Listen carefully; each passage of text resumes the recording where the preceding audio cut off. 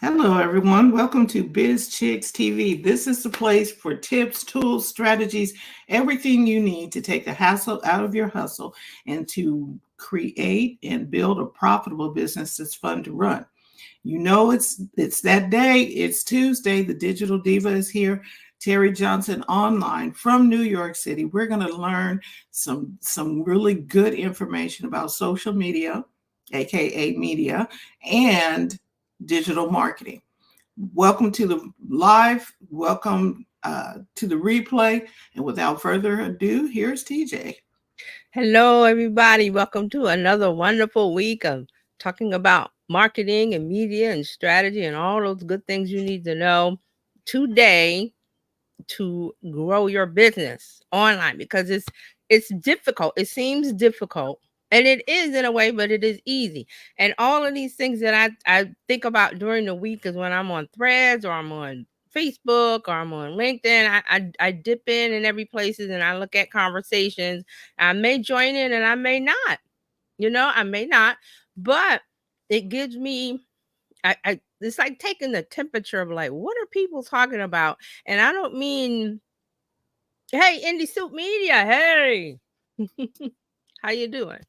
So it's really to help us wade through this ocean of information that we're in now, and the ocean of information, not just with business, just with life, because we all have these devices. We have these devices, and it's a lot.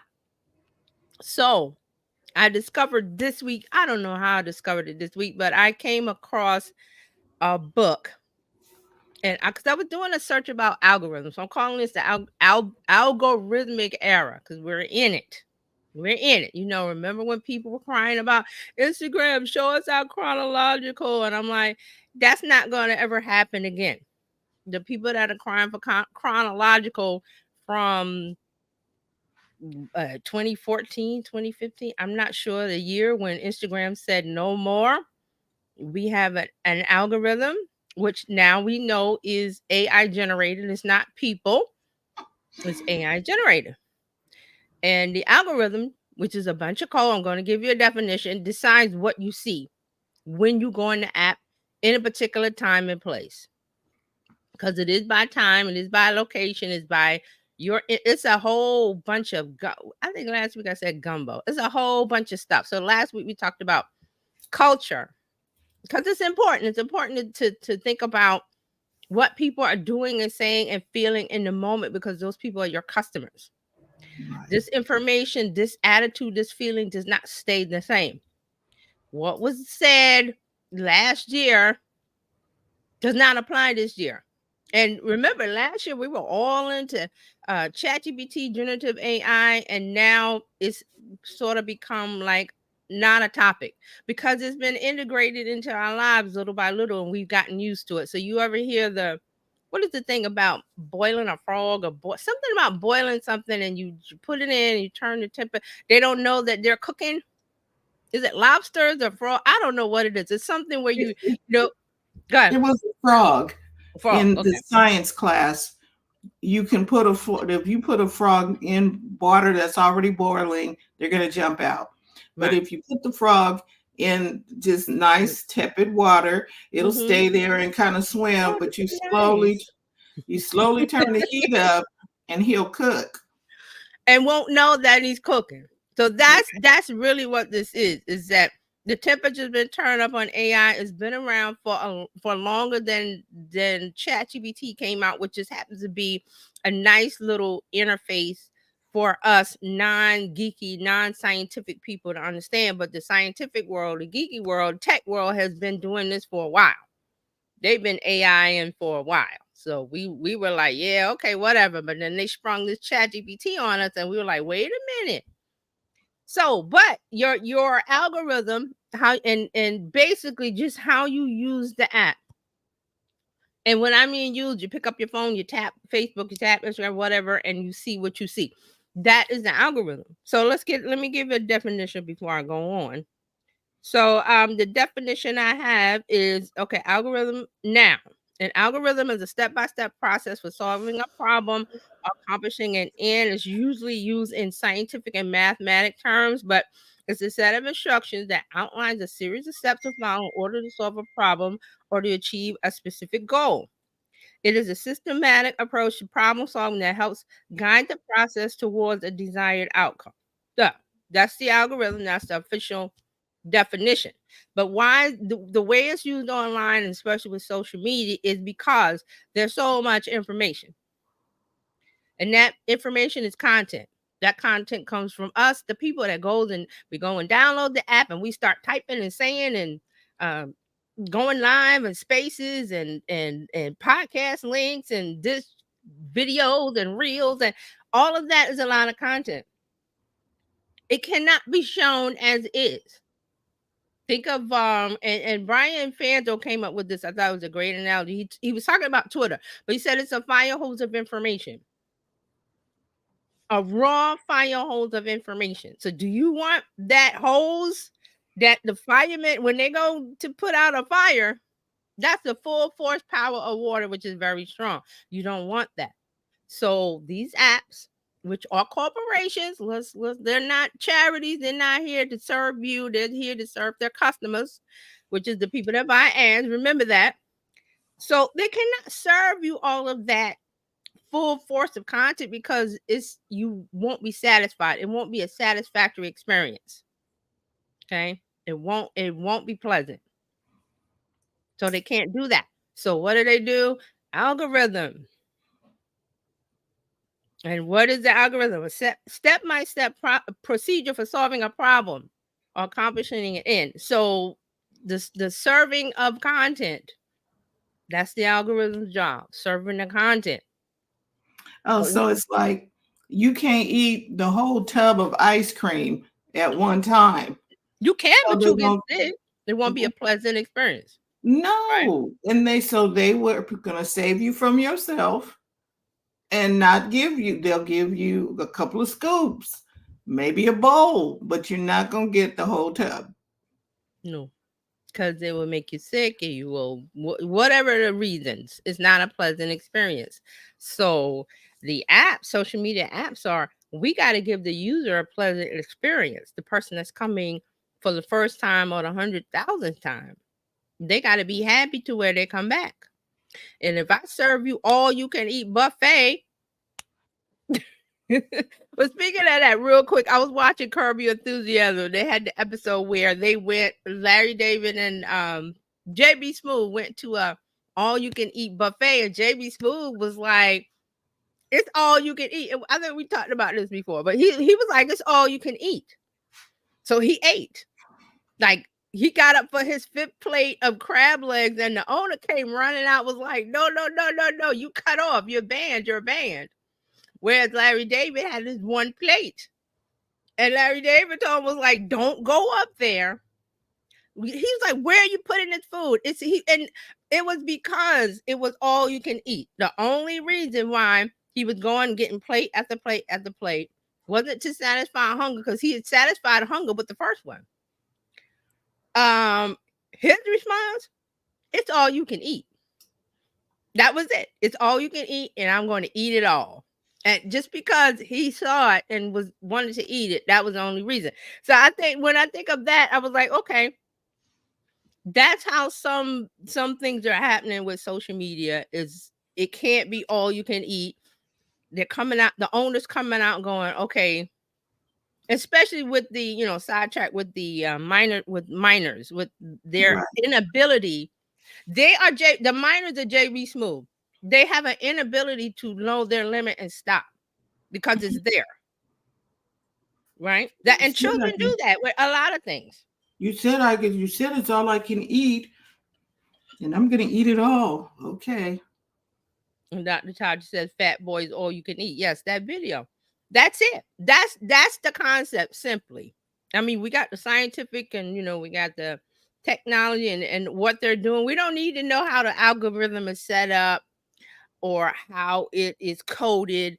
That's what the tech does. And thank you, Dr. Tachi. I always try to say excellent analogy. I always try to think of it in simple terms, because you say algorithm and people go, what math? I don't want that. So I always try to explain it in like, okay, these are terms. So JB Smooth is the minors. Larry David is the adult. So we as adults, we know I'm like, okay, on the weekends, I'm really not doing anything on my phone that's work wise or social media wise, unless it's a breaking news story or whatever's hot this week. Like whatever the thing that's hot this week is the royal picture Photoshop thing that's over there. So that's what's buzzing. So I hear that buzzing. Um but that's what it's about. So JB Smooth is the minors, the teenagers who can't get enough. TikTok is their buffet. They're eating and eating and eating. The owners are coming out.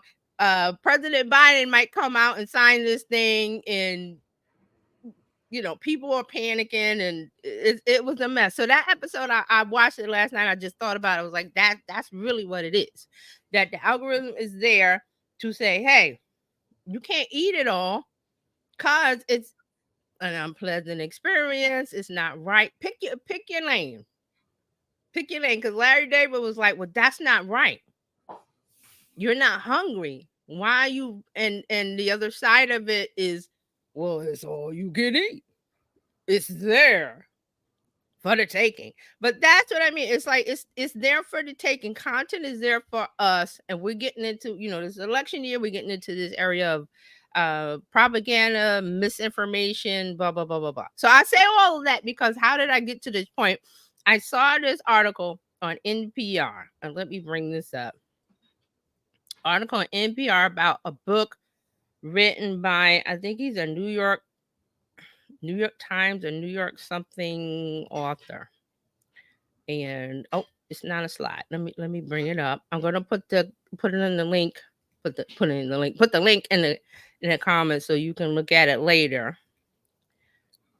Okay, so let me get the link to put in, and we are gonna talk. I'm gonna play a little bit because there's an audio section. Okay, yeah, did I put it there? So this is NPR. Technology, how social media algorithms flatten our culture by making decisions for us. So I read this article. I went and investigated the book. I did not read the book.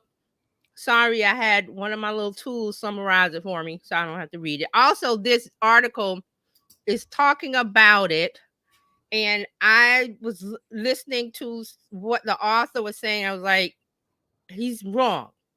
I understand where he's coming from, but he's wrong. So let me play a little bit of let me see if I can get it to queue up because I wasn't listening. This is Fresh Air. I'm Tanya Mosley. Depending on what corners of social media you're on, chances are good you've heard this earworm of a song by the group Ocean Alley. It's all about baby. Well, that's all up to the algorithm. Writer Kyle Chayka has been thinking about this for several years. In his new book, Filter World, How Algorithms Flattened Culture, he writes about how we are fed algorithmic recommendations that dictate what music we like, how we interpret the news, what movies we consume, even what foods we eat, clothes we wear, the language we use, and the places we go. And Chayka argues that all of this machine-guided curation has made us docile consumers and flattened our likes and tastes. Kyle Chayka is a staff writer for The New Yorker, covering technology and culture on the internet. His work has also appeared in The New Republic, The New York Times Magazine, and Harper's, among other publications.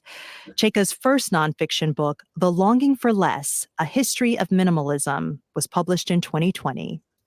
Kyle Chayka, welcome to Fresh Air. Thanks so much for having me here. This is a conversation I wanted to have for the longest time, so I'm really excited that you're here. So almost about a decade ago, I guess, we could basically go on Facebook or Instagram or Twitter and scroll through the posts of everyone we followed almost chronologically, especially in those early days. Now, most of what we engage in, as you write in this book, is content flowing through the algorithm, optimized for engagement, and pretty much devoid of the human touch. What changed about 8 or 9 years ago? I guess that was around 2015, 2016. Yeah, in the earlier era of social media, most of the feeds that we were interacting with were linear. So that just meant they were chronological. They ordered all the posts that you saw from most recent to oldest. And that was just how everything was filtered. You could see it on Facebook or Instagram or whatever. And over the past decade, most of those feeds have switched to being more algorithmic or more driven by algorithmic recommendations. So these are equations that measure what you're doing, surveil the data of all the users on these platforms, and then try to predict what each person is most likely to engage with. So rather than having this neat ordered feed, you have this feed that's constantly trying to guess what you're going to click on, what you're going to read, what you're going to watch or listen to. And it feels like a kind of intrusive mind reading sometimes. I could see how all of this can make us passive consumers, but what do you mean when you say the algorithms are flattening culture? I think algorithmic recommendations are kind of influencing us in two different directions. For us consumers, they are making us more passive just by like feeding us so much stuff, by constantly recommending things that we are unlikely to click away from, that we're going to tolerate, not find too surprising or challenging. And then I think those algorithmic feeds are also pressuring the creators of culture, like visual artists or musicians or writers or designers, to kind of shape their work in ways that fits with how these feeds work and fits with how the algorithmic recommendations promote content. Yeah, that's why I thought that. Okay, I'm not gonna play the whole thing. I think it's 36 minutes. I just wanted that part where she introduces him and talks a little bit about the book, and the book is called Flat. What is it called? Hold on. I want to get this right. It's called Filter World by Kyle Shakaya, and he talks about algorithm flattening our world, and I was like, no, because he's saying that the algorithm makes you I think he said something about force feeding or feeding people, and that basically what he's trying to say is like nothing new is going to come because we're all regurgitating what the algorithm gives us. And I said no, because we are people. We go outside, we put the phone down, and once you get out of that world of I'm on Instagram, I'm on here, there's a whole world of things going around where people are not online, people are not doing things digitally, or we have interests. Our brain will say that's enough. And that's why I brought up the Larry David thing with all you can eat. And because your brain, your stomach will tell you that's enough. Get up and walk out there and see something in the world. So his book is very and I read some of the summary, and it was like, oh, he was talking about the world, because I think he's a millennial, when the CD, you had CDs, and musicians made music, and a couple other things that he wrote in here, and I put my notes, and he's basically saying like nothing new is going to happen because the algorithm is feeding us. Or That's what he said. It's wrong. Sounded like he's trying to tell us that and people are going to create to based on the algorithm so that they can get more likes or whatever, and I don't see Right. that. He's thinking it's the chasing the cat chasing the tail. Like you that tail, and it's your tail, you don't know, but you keep and you go in a circle. That's not what's going to happen, because humans are humans. We don't follow a set pattern. You might think that you know what a person is going to do, but our brain has like a million things going around where we might go left instead of right. And this is a good example where there's a talk about polls. And I remember from watching like political news over the years, from just from school, and our teacher telling us to watch and listen, and they would always say, oh, the polls said this person is in the front running and this person is going to win, and election night comes, and what happens? That person is nowhere in the picture. It's a totally different outcome. And they based their poll on asking people before they walk in to vote their opinion. What humans do is they say one thing and when they get in there and it's just them and making the mark, they make the mark that they want. But when they came in, they told you what you wanted to hear, what they thought they should say. But getting in there is a totally different thing. And I'm trying to remember the report, the journalist. He was on NBC years ago, and he died. But he was like the person that everybody followed for political news and polls. And he always would say that polls are wrong. Do not listen to the polls, because people will say one thing and go in there and do another. And he was right 100% of the time. So this guy writing a book based on what he's seeing, like, oh, the algorithm is telling us what to do, and people are just not being creative. He's basically saying, like, there's no creativity no more, because the algorithm telling you where to march and how to march. And I'm like, no, that's not it. That's not it. And I wrote, what did I write down? Oh, I said, is it because your friends are engaging with content, or because the content is popular that you're seeing it? And it's both. And then here's the third option. You might go outside the box, outside, and see something totally different that you've never thought about an interest before, or read a story about before. And that opens your world up to different things, especially if we're talking about being online and social media. There is a world outside of people thinking, oh, popular high school clique. And high school, oh, the popular people. I'm not a popular person, so I'll never whatever. And we all know that's not true, because that's a set of thinking when you're in that spot. Same thing here when I tell business owners and people, like, because they'll say, oh, well, it's crowded, it's hard to stand out, or hard to be seen. The algorithm, the popular people, Kim Kardashian has like 100 million. So what? That's Kim Kardashian. Some of those people aren't real. Some of them she bought, but who cares? Is that your lane? You stay in your lane until you're found. And how are you found in a world where there's an algorithm and generative AI? Where does that information come from? The internet. The internet is still a thing out there. It's not social media. It's not the web. The internet. And people get these things confused. They get the internet and the web and social media as one, when it is not.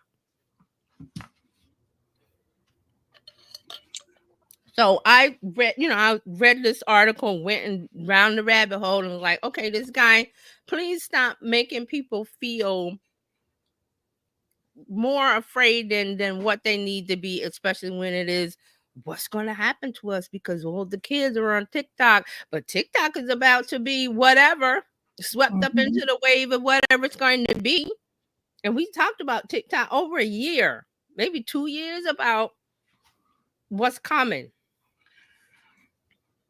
And the people swept up in, well, if TikTok goes away, my business, I don't have a business. And then TikTok, again, is using that fear and telling people to call your congressman and this, for social media that's owned by another country who's one of our enemies forever. So it's been friendly relations since Nixon, but that doesn't mean they're friends. That doesn't mean things are friendly. We're just being polite. It's just being nice.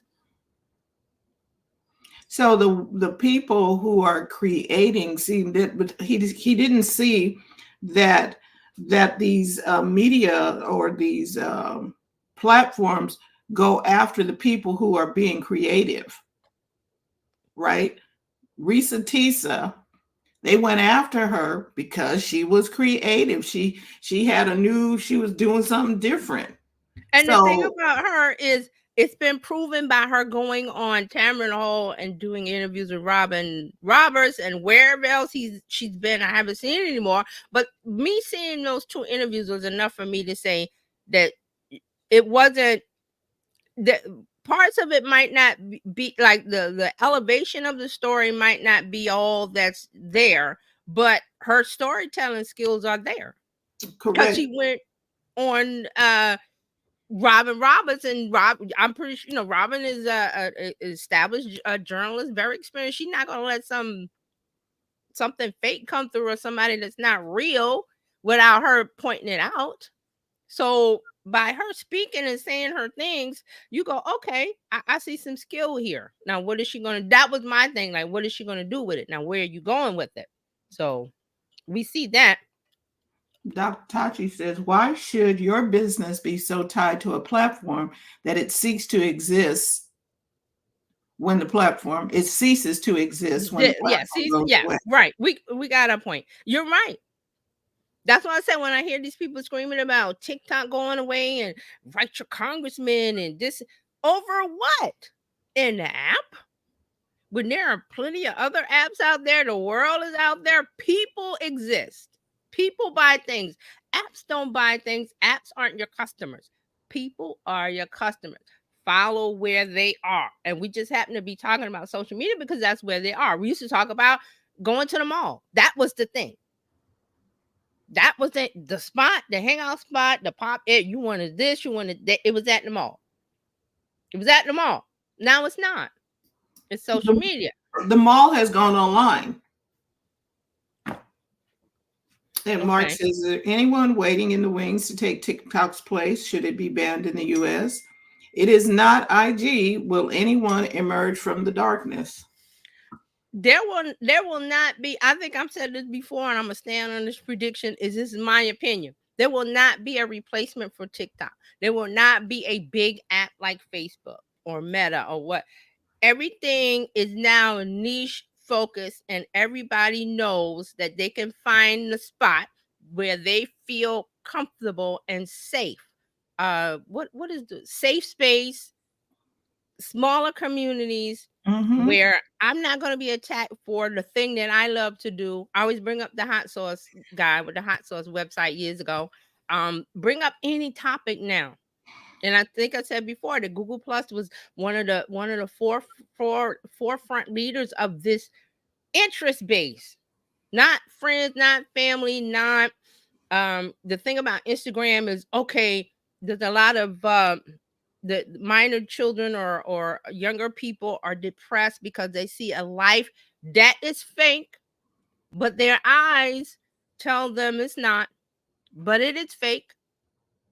People going on these wonderful, some of it is real, but most of it is an influencer setting up a scene to see, look how great my life is. I believe a while back, I don't remember what it was, there was some talk about Bow Wow the rapper on his Instagram going to the airport to somehow, yes, entertainment silos. Thank you. He went to the airport and somehow got on a private plane and took pictures. Put it on his Instagram. Oh, I'm chilling on my G4, whatever it was. Couldn't find out it was fake. He just went to the airport, got on a plane, took some pictures and left.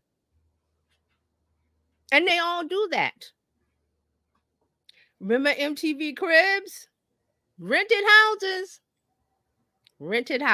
to say, look, I'm rapper so-and-so. Oh, I'm this so-and-so. Look how great my life is. And look at my fabulous 50-room mansion. And I got this. Now, some of them do have it.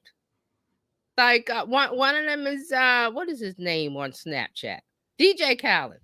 He's like on Snapchat all the time in his pool, in his house, so that you can pretty much say, well, that's his house. Whereas we had MTV Cribs where it was a film crew setting up for the day in a rented mansion and blah, blah, blah, blah, blah, and insert rapper, insert popular entertainer here to show on MTV to get the kids all revved up, excited about their brand, when in actuality it was fake. And they didn't have like, oh, we need to put limits on what we're showing on MTV. It was all to get the kids in a frenzy, and it worked. Mm-hmm. MTV Spring Break. Right. We have a comment or a question from Mark. He says, is an alternative to banning TikTok pressuring Apple to heighten their security measures in a way that iPhone apps cannot be used to harvest more than the usual user info? Sorry. So you mean is it pressuring? It is the alternative to banning TikTok, pressuring Apple to heighten their security measures so that the phone apps cannot be used to harvest more than usual info. Then he said, sorry. Okay, so are you saying because see, Apple has a level of security already. So, but we're talking about the apps, and I'm, correct me if I'm wrong. I'm thinking this is what I'm thinking, because Fran and I always talk about these apps like WhatsApp and whatever, that they have access to your other stuff on your phone. Apple can't control that, because if they did, they would. It would have been done already. So once they have a level of control as far as getting in an app store. But there's also something called jailbreaking there, where people can put apps on their phone and bypass the app store. And Apple cannot control everything where a app gets on and creates havoc. And the thing about harvesting info, getting in the data, that's always going to be a thing. The selling of data, data is gold. Right. And I think people are trying to get in there. And I don't think that, let me go to his comment first. He said they could control it, but not allowing apps on their phones unless they meet the security measures. See, Apple already has a level. Isn't Apple being sued by the people who made companies? Yes. The people who made Fortnite, because they put them off. There's another one. There's another thing about the App Store and how Apple has so much control. So Apple already has a level of control that they have. And what I'm saying is it's like data hack. It's like hacking. There's not 100%. There's no system that is 100% hackable. Unhackable. Because the criminals they'll figure out a way to try and get around it. They put up another wall, and Apple already got some stuff. It's like for the good guys, there's a bunch of bad guys. Think about the Nigerians, and I'm not down in Nigerians. I love you, Nigeria, but it's just that they have the Prince scam and this scam, and it's always they figure out once you put up a lock, they figure out another way. So you got to throw up another lock, and then they figure out another, because that's the dance of technology. And it is. I think sometimes the hackers. Oh, let me see if I can get around this. It's like a challenge. It's a challenge, and there are hackers that and the government has done this. They have hired hackers who've done that because they love. It's the thrill of the chase. It's figuring out it's solving the Rubik's Cube. It's figuring out the puzzle. So these guys are like, if you get the good ones, they'll go, yeah, okay. They'll come work for the government, and the government says, well, hack this. And it's a test to see how much level of security is on it. And if they get through, they're like, okay, we got to go back to the drawing board and put some more locks on this thing. That's what's going on. It's the door, the lock, this. That's what's going on. So again, nothing is ever going to be 100% unhackable. Your data is going to be exposed. It's always ever been exposed. I always give the example of going to the mall and they have a car in the mall. You can win this car. Fill out this form. Name, address, social security, not social security number, name, address, phone number, and other things. And you put it in there because you want the car. Now, if you're thinking about it data-wise, which we weren't then, like, no, what are you're data harvesting? Yes, and you willingly gave up that data. Sure. Because you wanted a car, because you wanted something. So that's what they do today. You want something, name and email. Do like me. I got a bunch of email here. Oh, and Apple will give you one that is, if you want to block your email and not show it. Apple will do it. Yes, Apple will do it. I've used that also. They will make up one. It's an intermediary between you and that, whatever that thing is. There's a voice over IP numbers. Mark says, do you think TikTok will be banned here? Personally, I don't think so. I think the anger of the young constituents or soon to be voters will make them back away from it. Okay, so I've said this in the beginning that it would be. And that was when Trump was saying it, but I was like, I don't think it was not going to happen soon. I still think it's going to happen because the government has it in the works. It's been in the pipeline. And I know that things in the government take a long time. It has to start at day 1 and it has to end up at day 565, but it gets done. Once it's in the pipeline, it's happening. Now, the thing about they won't vote for Biden, they're already saying that now. They're already saying it now about, about what's going on in Israel or this, that, and the other. They were saying it about the student loan thing, but he took care of that. Now, here's the thing where Biden doesn't care about whether the young constituent TikTok voters vote for him or not. He doesn't care. I'm going to tell you why. In my opinion, because what's the alternative if you don't vote for Biden? What's the alternative? Seriously. You vote for Trump? Is that happening? He's in the midst of starting another trial in a week. And I think there's more after that before we get to November. So he's the nominee, presumptive nominee. And it's generally a 2-party system, but you can write in anybody you want. You can write Mickey Mouse on there if you want. That's how America works. But those are throwaway votes. So what's the alternative? So this is really where it's happening. And I always say that I care about the presidential election. I really don't, because what happens with your local government is more important to my daily life in the state. That's important, but it's not as important. So I look at it in level of importance. But this is my thinking. Because he said that he will sign it, that tells me that they know that there is no alternative. Well, there is. Let's get the illusion out of the way. There is. You could write in if you're a fan of Nikki Haley, you can write her name in. If you're a fan of whoever, you can write their name in. Those votes, they're throwaways because they're not going to affect the 2-party candidates. And again, like I said, who's the alternative out of the 2 major parties? You got Biden and you got Trump. Which one are you going to vote for? And also, there's a contingent of people that will not do anything and stay home. Those are taken out of the system. So that leaves what we have. Oh, it's already in the pipeline with Congress. It's already there is what I'm telling you. It's already there. They're already talked about the bills. It just has to do the traveling through the House and the Senate. Right. That's going to take a long time. Yeah, he said, I'm not speaking of Biden. He is not the one that will be doing it. I'm speaking of Congress, which, by the way, let's not have people voting on apps that don't know how to email. But see, Biden already said the White House has said they're going to sign it when it gets through, when it passes through everything. They already said they're signing it. So it has to travel this road. It has to travel this long, winding, red tape government road, and I've seen it up close. I've been in it.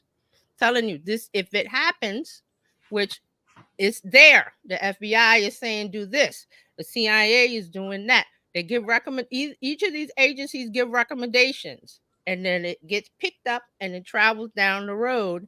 And if Biden is saying right now that he's going to sign it, and it's not ready, but he's saying it now, that tells me everything I need to know. It tells me everything I need to know. But again, this is my opinion based on being a federal contractor, being inside the process, and knowing exactly how the government works, seeing it up close. So, the TikTok threat, the youth threat, it's not. Mine's not. He's looking at it, but it's like, they weigh options. They have people that have think tanks and agencies and committees that sit and do this. Checks and balances. There's another word for it, but I can't think of it. But that's my opinion. Just from me reading and following this for 2 years or whatever. And it's really not that big of a deal because it's just TikTok. Who cares? There's other things to worry about. But it's because the youth is holding it hostage, which it's not really. It's an empty gun. It's empty. Because of the person on the other side of the ticket. So, but these are things that we need to discuss and talk about, because there's an illusion of this does this and this does that, when people are people, and when they go in to vote, they do something different, and it's been proven time and time again.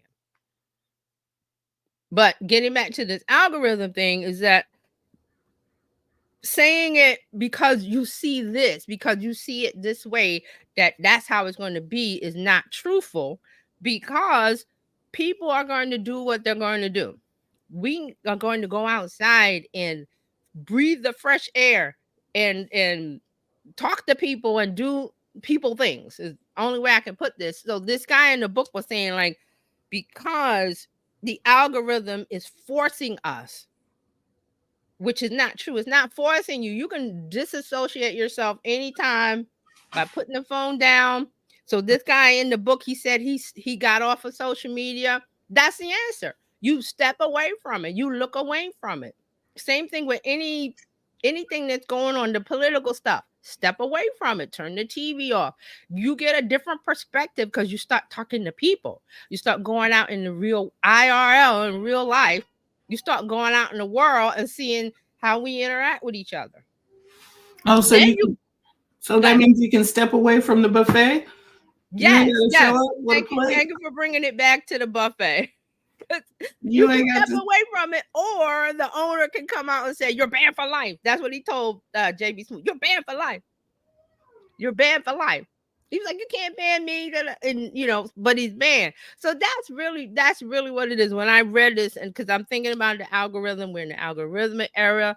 People think that you're being mind controlled, or you're being controlled, that you can't step away from the social media app. The kids can't. Yes, you can. Once you cut that phone off, what are they going to do? Again, I said, if you have minors, you're paying the bill. It's your phone. What do you do with it? Some parents don't want to deal with it. I understand.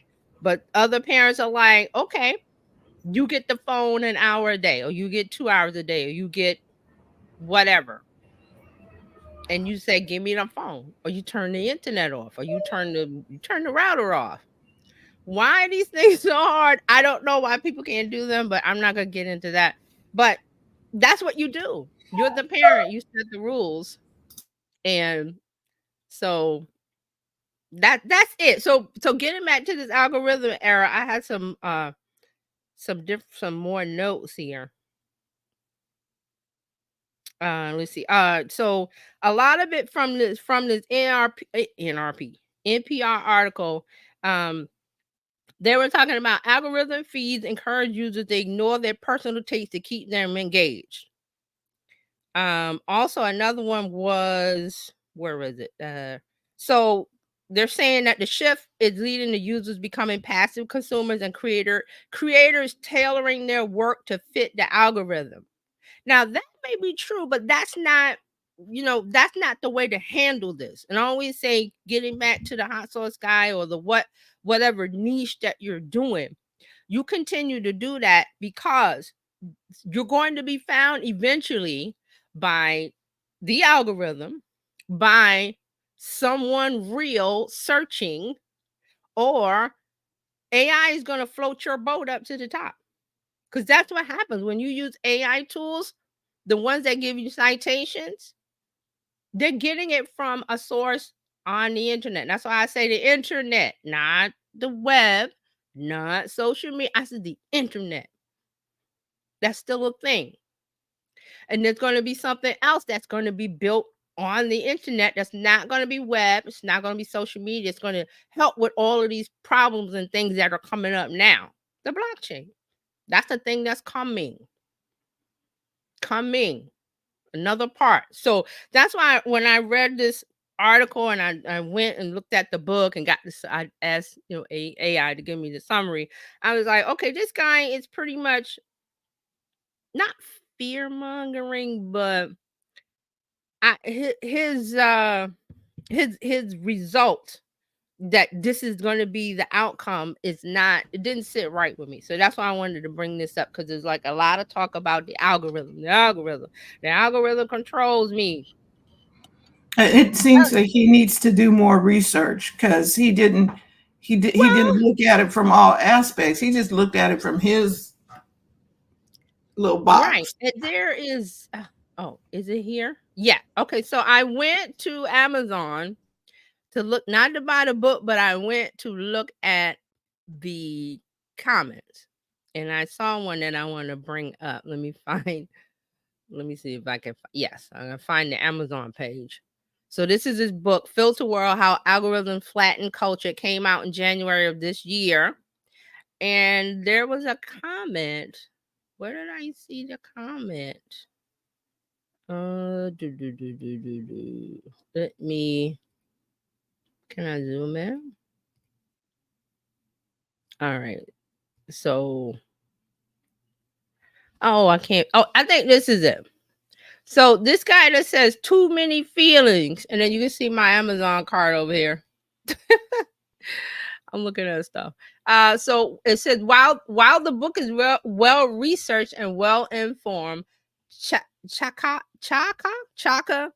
or Chaka, I forgot how to pronounce his name, relies way too much on subjectivity and personal feelings. He is nostalgic for a time in the past when word of mouth is spread through culture and influences the way we consume media, but does not address or relate how technology is simply an extension of the media. He uses references such as burned CDs and living with some romantic nostalgia. Look of how this was in some way better by constantly reminding you how his subjectivity feels. This book will be much stronger if he left out 90% of the personal addict and kept with the research. So this person is saying like he keeps talking about the yesterdays of burning CDs and the nostalgia days of before the algorithm and things. So which does not help with the objectivity and people starting to notice it. Especially, I always like to go and read the comments and things. Yeah. So, but I just thought it was interesting because we talk a lot about the algorithm and people wanting to go back to, I think they said 2015. Okay, but how many people want to go back to the outhouse? Come on now, y'all. We can't go back. We have to go forward. Right, because they don't build the material. Well, I guess you could get some materials for the outhouse, but they got indoor plumbing now. We can come inside. Yeah. We got indoor plumbing.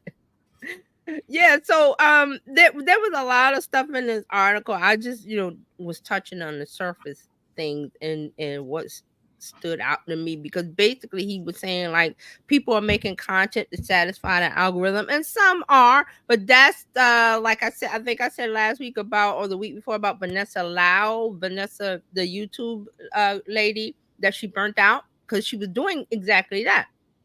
She was making the algorithm. That's it. Chasing the algorithm. Maybe you can do a book, TJ. Stop chasing the algorithm. Just put your stuff out. That's what I said. But she figured, she was like, she burnt out, like mentally burnt out, because she was like looking at the data and looking at the numbers and, well, this did well and this and then beating herself up because she wasn't getting the likes and clicks and views that one. But you're putting yourself up against something that you can't control. You can't control the algorithm because you didn't write it. Only Meta knows what's going on. Only TikTok knows what's going on. So when you try to game the system or beat the system or, let that overtake you like it did her, it's harmful. Yes, it is harmful. The algorithm is harmful. But what the answer to that is like I said, go outside, put the phone down, put this down, take a breather, take a breath, go see a movie, do this, do that, and then come back and say, wait a minute, who am I serving? I'm not serving anybody if I'm a slave to the algorithm. If I'm putting out valuable content that I know is going to reach somebody, not 100 million people, not Mr. Beast. Everybody wants to be Mr. Beast on YouTube. There's only one. Where's your niche? Where's your slot? Where do you fit into where somebody is comfortable, wants to consume your content, feels safe in a safe space, feels like they are being seen? Those are your people. And it might be 500. It might be 10,000. It might be 1,000,000. But what if it's not? So you're gonna What leave. if it's not? And so if it's not, are you gonna leave? Are you gonna go back for the few that you have, or you gonna leave them few you have trying to chase? It's the cat chasing the tail, and you're blaming the algorithm. It's you. And I think I posted on one of my things. I said the algorithm is you. You. What are you doing? Are you liking quality stuff? Are you liking the junk, the ratchet stuff? Are you doing this? Are you searching for new things?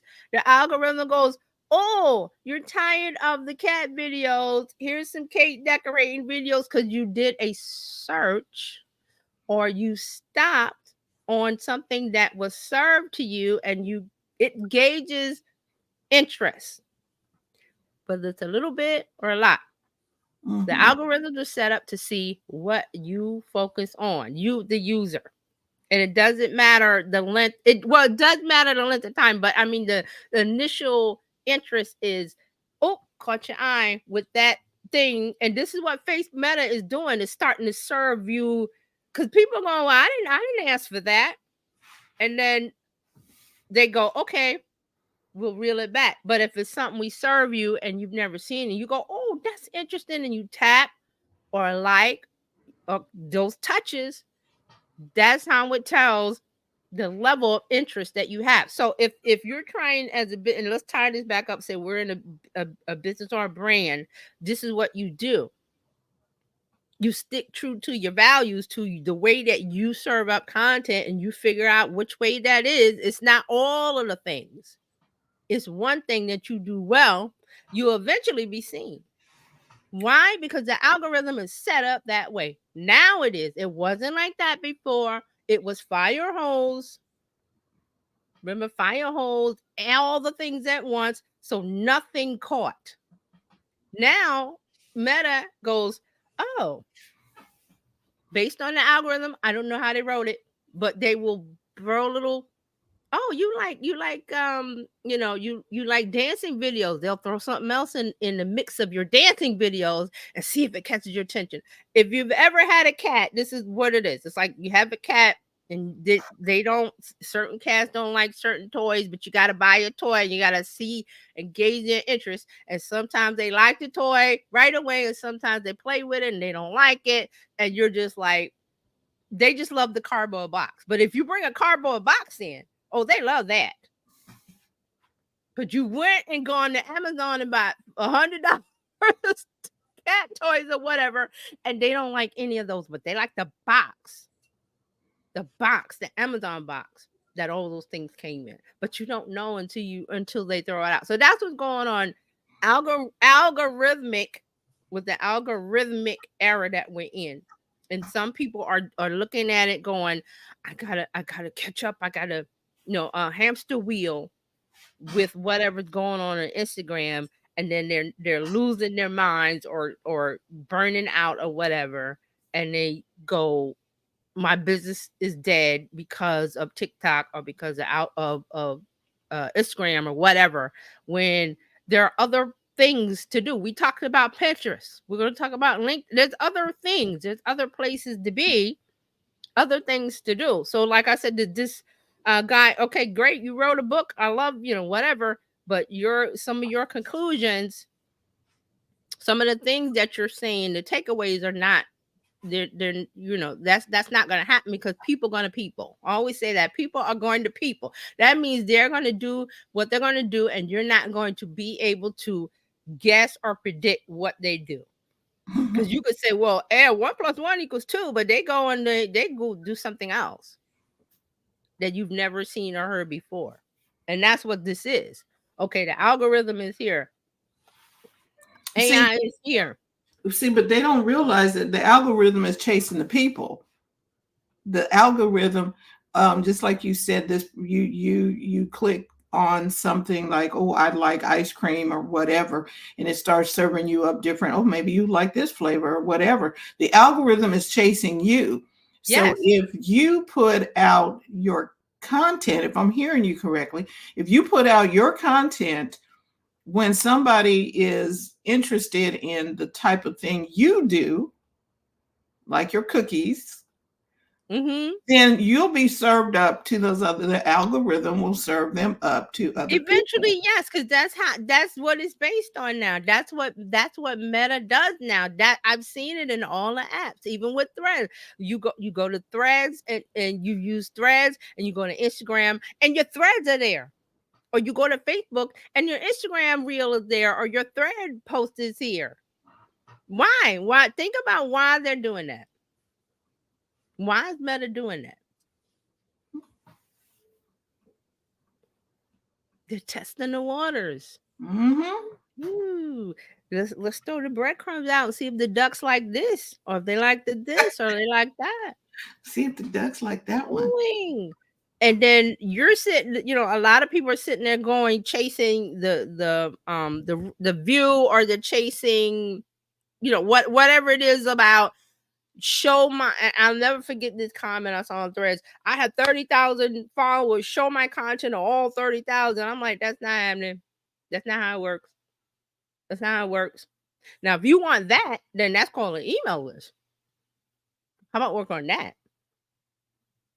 Work on your email list and try to get everybody on your email list to do that. You have a better chance. Your open rates and your response, and based on what you say, you have a better chance. But then again, all these things take work. But once you work out the kinks and you get the system and you work it and you know what to say and how to say it and when to say it and where and why, all you got to do is just push the button and let it go. Not automatically now. And I'm not saying autopilot. I'm just saying that, it gets easier because, step 1, do this, step 2, step 3, you got a system. So you don't have to worry about, well, gosh, what do I cook for dinner tonight? Gosh, what do I wear to work tomorrow? Those kind of things. And speaking of that, I just thought of this real quick off my head, and I was trying to remember about Steve. Remember, they made fun of Steve Jobs because he wore the black turtleneck and the jeans all the time, but it was because he's thinking of other things. He doesn't. I don't want to waste 1 second of trying to think about what I'm wearing today because it's unimportant to him. So here's some black turtlenecks and some jeans. So when I wake up, I don't even think about it. I just brush my teeth, get dressed, and go. That's why he did that. Because he was like, I got other things to put my brain power on. I don't really care about that. Just give me some black turtlenecks and jeans and some Nikes. And he's off. I'm just saying that's just one of the things. That's just one of the things that's going on. And you wonder why people do that, because that wasn't important. So what's important to us is trying to figure out how to make sure your brand presence is seen and grown. And sometimes that will not be what everybody else is talking about, or we're not spending time on, well, how many likes, my reels views are down, or how many what we're concerned about is, well, did they click your link and did they sign up for your email, or did they click the link and did they buy the thing that you had there? If you've got it set up properly, they'll immediately buy. It depends on your goal. So it's the engagement you want rather than the numbers. Yeah, the engagement. And then, you're telling them. And then I don't know if I mentioned this. I've seen, I see a lot of conversations on Threads. I think I might have mentioned it that this person had a website and something happened and they had a health issue. Something happened and they couldn't engage. They couldn't be on social media for like a while, but their system kept working. The system of they had, the content is there, the bio is set up, the link is there, and they were basically doing the job.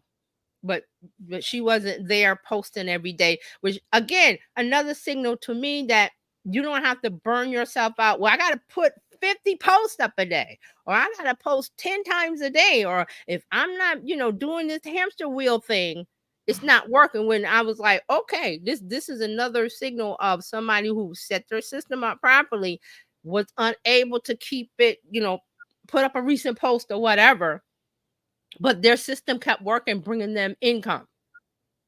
Like their thing was selling. Like people were and I think they explained it as, okay, well, there's no recent posts. What's going on? Oh, there's a link in the bio. What does that link do? Click on the link. Hey, this is exactly what I need. Click buy.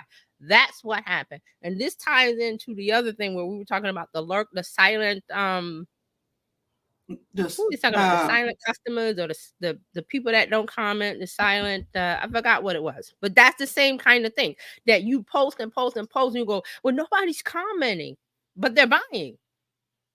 Who cares about a comment? They're buying. That's why business owners are here. Checks are going in the bank account. So let's. PayPal is pinging, Stripe is pinging, whatever system you got pinging. That was it. So this was another part of it where, they were saying like, you don't have that doesn't have to be that constant beating up of, I got to post something, because if I don't post, the wheel stops turning. And she was saying the wheel, it keeps going if the system is set up correctly. So hers was set up correctly. So, but these are, just some of the parts of where we are in the creator economy. You got to learn about human behavior. With this book and this article, I went into some deep places with psychological behavior, some psychological studies, and I was like, whoa, let me get let me get out of this thing where you get into the technical part of human behavior. But that's a part of marketing. Psychology and human behavior, consumer behavior, that's a part of marketing and advertising. Definitely a big part. So that's why I bring this to you. Right. And TJ brings this to us every Tuesday, 8 a.m. Pacific time, 11 a.m. Eastern Standard Time. Go to terryjohnsononline.com to connect with TJ so that you can stay in the loop on whatever is happening digitally or in social media. Yeah. This is so really I hope this wasn't too like out there, because I'll hone in on a topic and you're like, what are you talking about? I just want to sell my stuff. And I'm like, well, there's more to it. So I didn't want to get too out there. Like, everybody I think it was well done. Thinking that now to recap, the algorithm is there, but you shouldn't be chasing it. To sum it up, don't chase the algorithm. Don't let it beat you down. Don't let it, because I see a lot of that of, oh my God, Instagram isn't doing this and that, and I'm so frustrated, and I don't know what that kind of despair kind of thinking. And I'm like, no. We still got the internet, we still got the web, we still got protocols of email and different things, and more things are coming that will not be social media related, where it's being controlled by a corporation and they have the control and you don't. See? But that's a harder road to travel because it's more work. Right. That is why you need to get with TJ if you need some specialized help getting your system set up. Like she talked about today, have the system in place. And if you don't, you need to reach out to TJ, Terry Johnson Online everywhere. Reach out, set up an appointment, and get your system set. Yeah, we're going to talk more about the system, because like I said, the story that I brought up I got from Threads, and when I get little pieces of here and there, I'm like, okay, this is like evidence of it working. And a lot of people getting frustrated with Instagram's not working. I'm just constantly throwing out content, and it's not working as before. That's another thing. It doesn't work the way it did before. And I'm like, well, okay, that's the past. Things change, and it's the algorithm, it's AI, but you got to keep up with, okay, why is this happening, and what do I need to pivot? What do I need to change? That's really what it is. Okay. And thanks everybody for the comments and keeping up with this topic. We'll get more next week, so stay tuned. We want to do a shout out to Mark Ward. Check out his podcast, the 4-Minute Walk Mark. Yep. Shout out to Indie Soup. Coming on the scene. Woo! I think it's the 25th. We're launching. Dr. Tasha. Yes, I think it was the 25th. I think it's the 25th. Yeah, Mark is talking about his podcast, and the appetizer for tomorrow with Coach Karen is about appreciating the abundance. Coach Karen will be with us next week. I mean, not next week, tomorrow. Tomorrow. Coach Karen is in, yeah. Same time. We always hear at 8. Mark's podcast is out. Dr. Tachi says, yes, Indie Soup is launching on March 25th. So make sure that you reach out and subscribe. She has a YouTube and IndieSoup.com, I believe. IndieSoupMedia.tv. Thank you. See, I'm glad you're here, TJ. IndieSoupMedia.tv. TV. All right. You can always become a part of the Bizchicks community by texting Biz to 33777 or just going to bizchicks.net. We will see you on Friday. Yep. TJ, myself, Terry, and Dr. Tachi, we will be talking tech with Tech Life Weekly. Bring your tech whatever questions. happened this week. Yep. Whatever's going on, you want to get some help. All right, everybody. Thank you. Enjoy the rest of your week. And we'll see you real soon. Bye, everybody. Thanks for watching and commenting and all that good stuff. We appreciate it. Thank you so much. All right now.